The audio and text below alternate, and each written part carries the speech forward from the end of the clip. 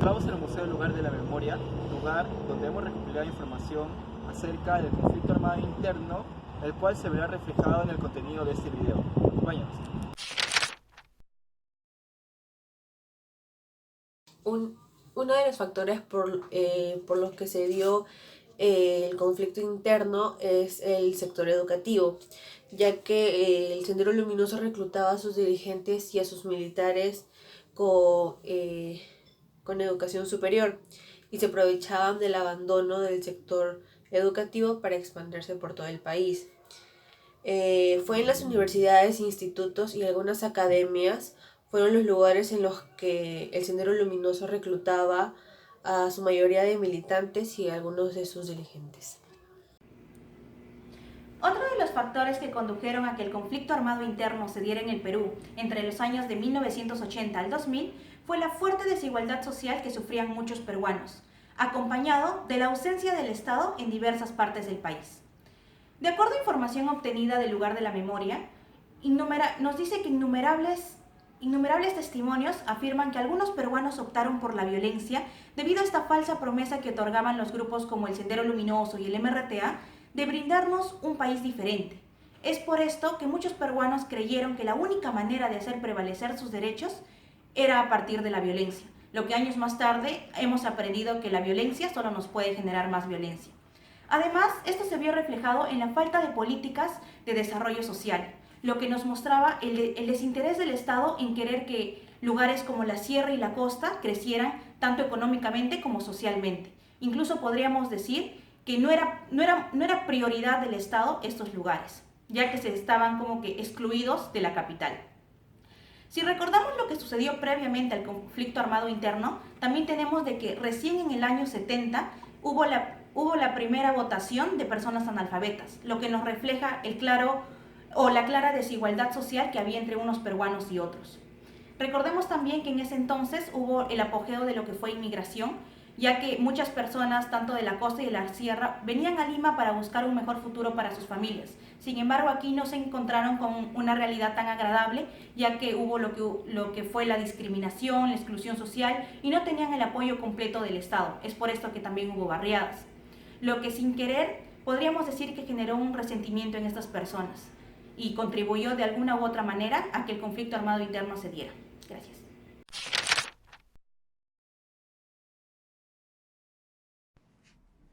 El terrorismo tenía mucho miedo porque todos se caían las casas, botaban los postes. Todos los días botaban, había muchos apagones, vivía toda la gente con miedo.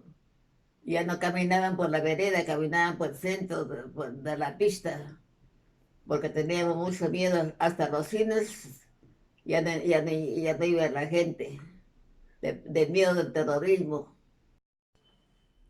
En Miraflores había mucho terrorismo, todas las casas se caían, la gente ya no podía caminar, hasta las casas entraban a martirizar a la gente.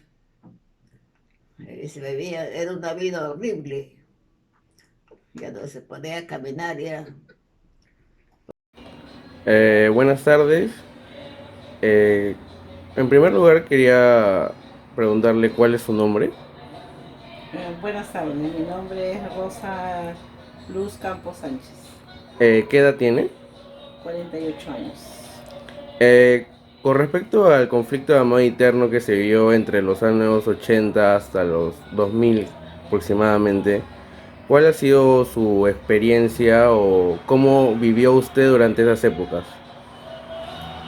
Bueno, en el tiempo que sonó más el terrorismo fue entre los años 85 a 95, donde decían, ¿no?, que donde las papas quemaban, ¿no?, donde era el tiempo que el terrorismo llegó, incluso no solamente era en las sierras, ¿no?, sino llegó hasta la costa, hasta en el mismo Lima, en el mismo Cañete, ¿no?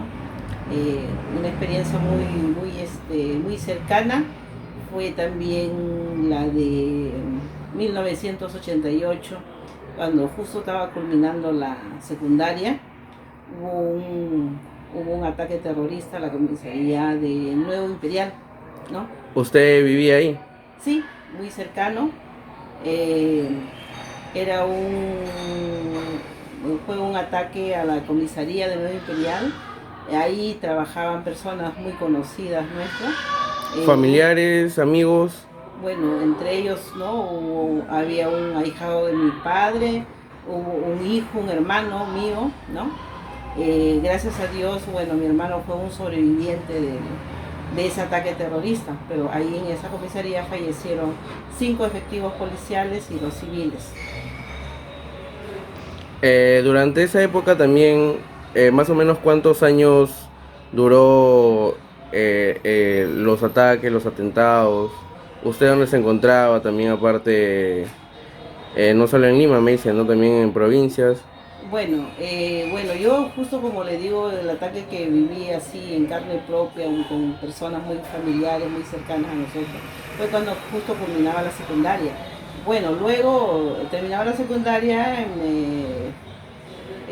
fui a Lima a la escuela de policía, ¿no? A la escuela de sanidad de la policía, donde estudié enfermería técnica. Y luego que culminé mis estudios, me mandaron a la ciudad de Arequipa a trabajar como personal de sanidad, ¿no?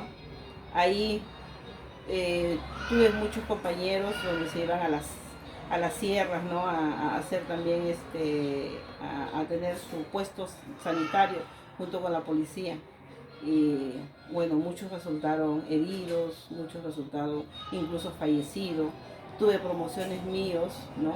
Que también eran técnicos de enfermería que también fallecieron a consecuencia del terrorismo, ¿no? Como 3 personas de mi promoción.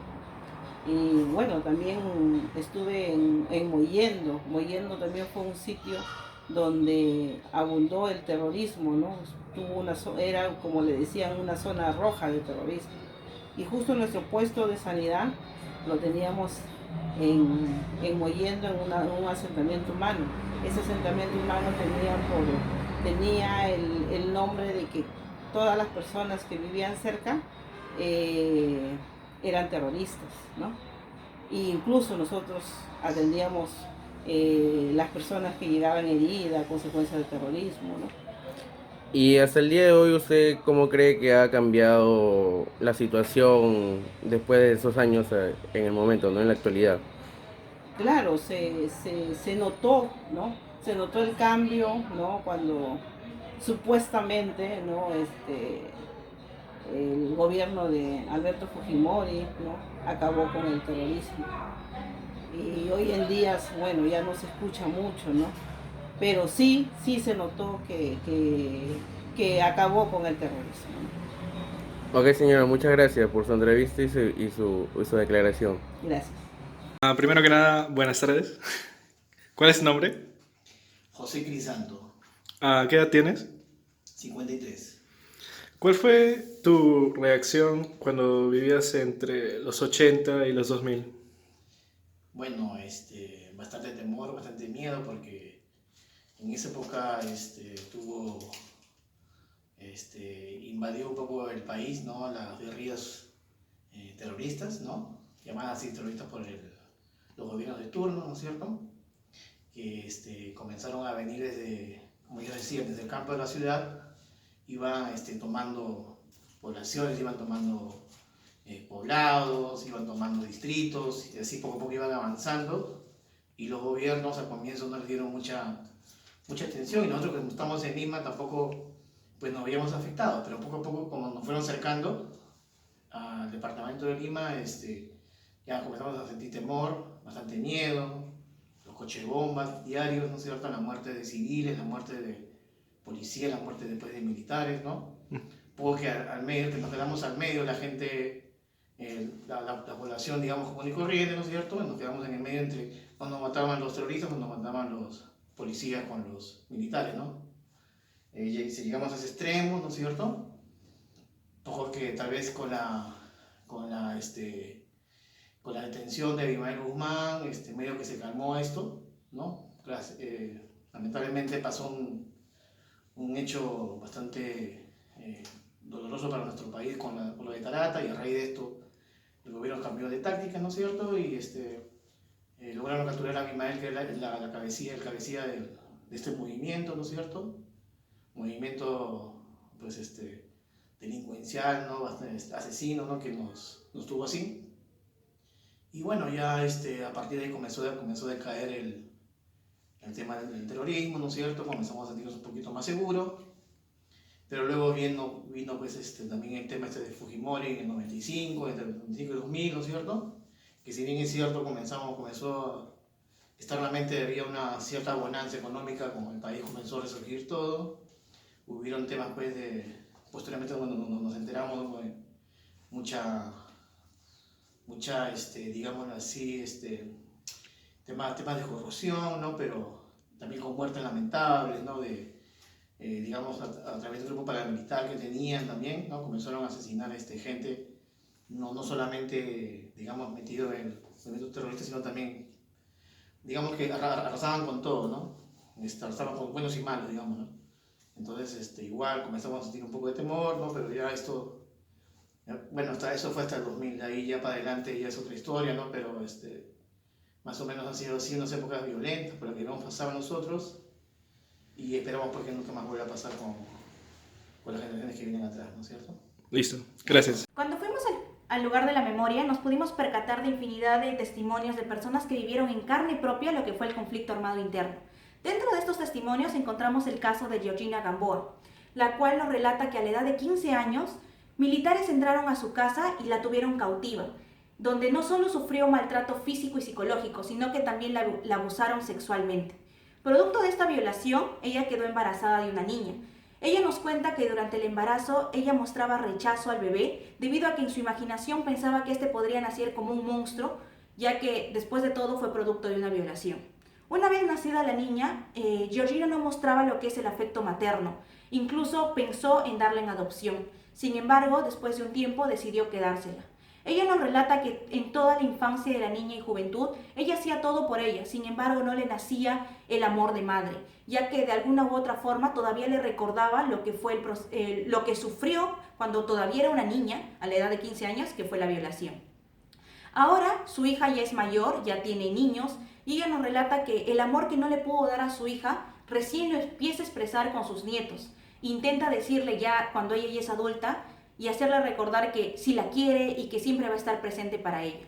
Lamentablemente, este no es un caso ajeno, ya que infinidad de testimonios hemos podido observar en el lugar de la memoria de jovencitas que han sufrido el mismo abuso, no solo por parte de militares, sino también por parte del Sendero Luminoso y el MRTA, ya que podemos decir que esta fue una guerra sucia de dos bandos y que ninguno se comportó de acuerdo a los principios que deberían prevalecer para los derechos humanos. Gracias.